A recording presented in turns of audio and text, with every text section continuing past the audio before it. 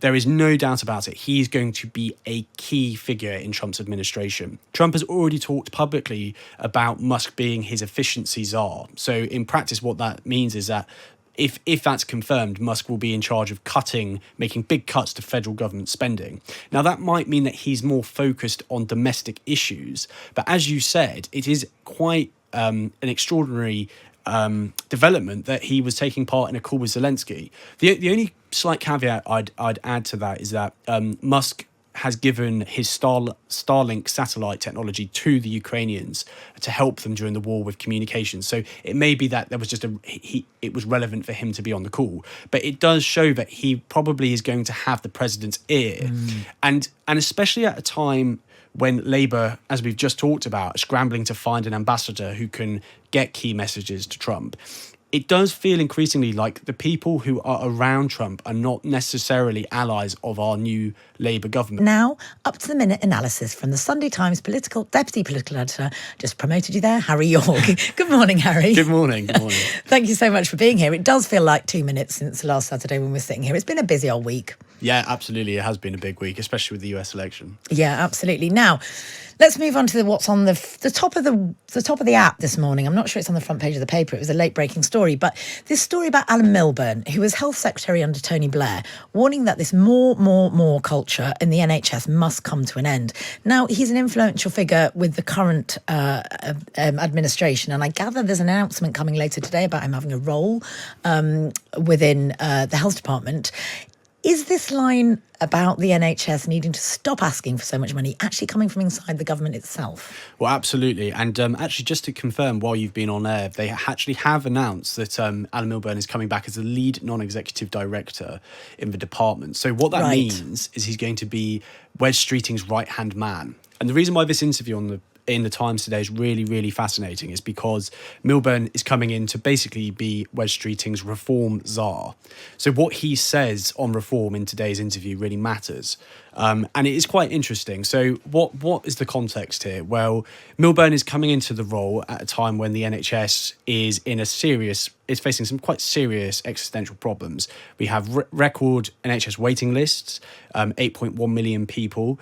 We have some pretty seismic problems with obesity, mental health in this country, and the health service has struggled to deal with those for years. So, and on top of that, we've just had a budget in which the NHS has been given an additional £25 billion, and yet we are still worried, and the government is unable to guarantee that the looming winter health crisis that we're going to see in the health service is going to be any better than it would have been before. So that's why Milburn's comments are really interesting today. He says, as you mentioned, that the NHS can't keep asking for more money without change. And I think what we're going to see in the coming months is a very significant reform programme being introduced by Labour, which will try and address some of those things I just outlined. Now, Wes Streeting, the Health Secretary, is very much joined at the hip with Alan Milburn on this need for reform. Before the election, when he was Shadow Health Secretary, he talked about the fact the NHS needed to reform or die. But since Labour have got into government, we haven't heard much detail about what that is going to entail. And I think the areas that I would point to, and the Times piece covers slightly today, is Streeting is very much focused on the need for a digital revolution in the NHS. The health service at the moment is basically an analogue system in a digital world. So what you're going to see, I think, is a huge shift to digital. A lot of the kind of computer systems that the NHS uses are very antiquated. And so I think we will see quite significant investment in IT updates and overhauls, and that will improve productivity. And on top of that, the NHS app, which quite a few of us have grown accustomed to using since COVID, he sees real opportunities in that, a bit like Matt Hancock, the former health secretary, did, and he wants to continue to expand its use to cut down the amount of in-person visits that people have to make, and just to cut the kind of general bureaucracy around the NHS.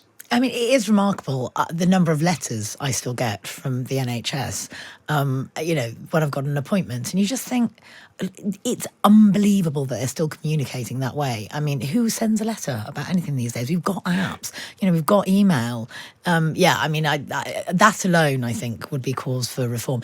Let's move on to US-UK relations. Karen Pierce, who's the UK ambassador to Washington and a renowned Trump whisperer, her term's up in January. I know there was some talk of maybe Keir Starmer extending her term, but I haven't heard whether that's actually going to happen. And the Times is now saying that the new British ambassador could be a Labour politician. Who are the runners and the riders, Harry, and who do you think might clinch it? Yeah, well, so to just answer the first bit of your question, Karen Pierce, there was a lot of chat about her potentially staying on. I don't know where exactly that's coming from, that briefing earlier in the week. I think the reality is that Karen Pierce has already extended her term by a bit. Right. Because Tim Barrow, the current and exiting National Security Advisor, was supposed to replace her, but she stayed on for the transition period. So she is expected to leave that post in February after the inauguration. Right. And so what we have now and what we're expecting is an announcement from Sir Keir Starmer potentially next week on who the next US ambassador, the UK ambassador to Washington, is going to be.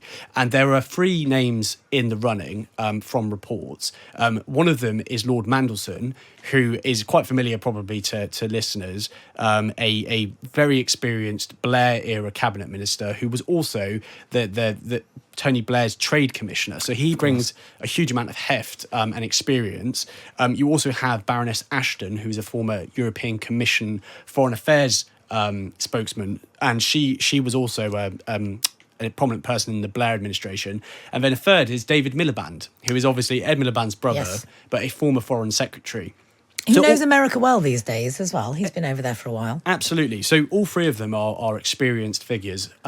Now, what I'm hearing from people in government is the concern in the Labour Party is that many of the people that were being looked at for the ambassador role were people who would have been very ideally suited for Kamala Harris, but not necessarily for Trump. And it's a crucial role, right, in terms of our relationship with America. Absolutely crucial, especially with this incoming president. So I think the smart money, I would say, as of this weekend, is on Peter Mandelson, because he has he's obviously very distinguished. He's somebody that Trump will probably have heard of and may even respect, and he's got business clout. He's a very successful businessman these days. He runs a very, very large public affairs company, Global Counsel. So I think that's the noises that I'm hearing, is Peter Mandelson is probably most likely out of those 3. In the hot seat. Let's stay with this idea of trade for a minute, because Starmer had this 5-minute phone call publicly congratulating Trump, and then publicly congratulate him in Parliament on Wednesday. How is Starmer and the Labour government likely to deal with Donald Trump, especially over, what are very likely incoming trade tariffs? Yeah, that is a big, big, big problem and challenge for them, because I think Trump means business when it comes to tariffs. I think that will be one of the defining stories, actually, of the next few months as we head towards the inauguration, is how is the UK going to cope with a protectionist Trump administration?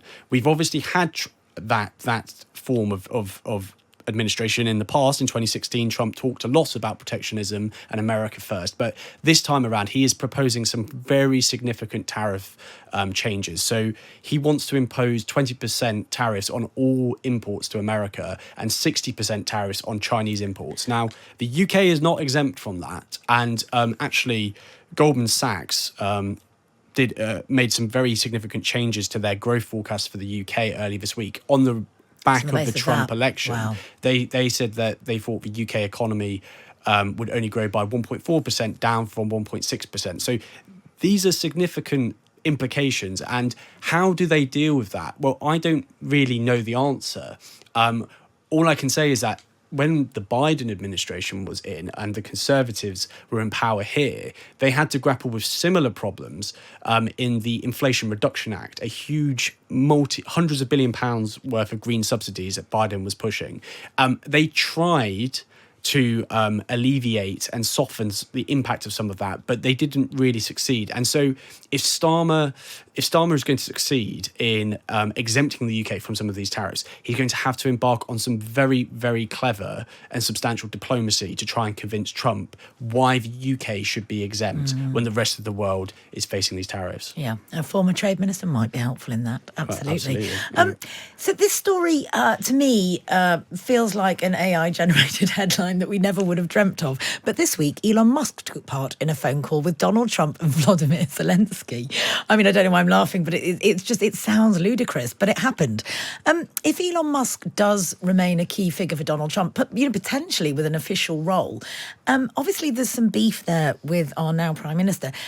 How much is that going to complicate things for Keir Starmer and Labour? Well, I think it's going to be a big problem for them because Musk, as we know, over the summer was incredibly personal and persistent in his criticism of the UK government. For some reason, Musk has taken a very, very keen interest in the UK and what's happening with the new Labour administration. He launched a series of quite extraordinary personal attacks on Keir Starmer, calling him two-tier Keir in relation to how the Southport riots and riots across the UK were dealt with. And look, he is going to be, there is no doubt about it, he is going to be a key figure in Trump's administration. Trump has already talked publicly about Musk being his efficiency czar. So in practice, what that means is that if that's confirmed, Musk will be in charge of making big cuts to federal government spending. Now, that might mean that he's more focused on domestic issues. But as you said, it is quite an extraordinary development that he was taking part in a call with Zelensky. The only slight caveat I'd add to that is that Musk has given his Starlink satellite technology to the Ukrainians to help them during the war with communications. So it may be that there was just it was relevant for him to be on the call, but it does show that he probably is going to have the president's ear, and especially at a time when Labour, as we've just talked about, are scrambling to find an ambassador who can get key messages to Trump.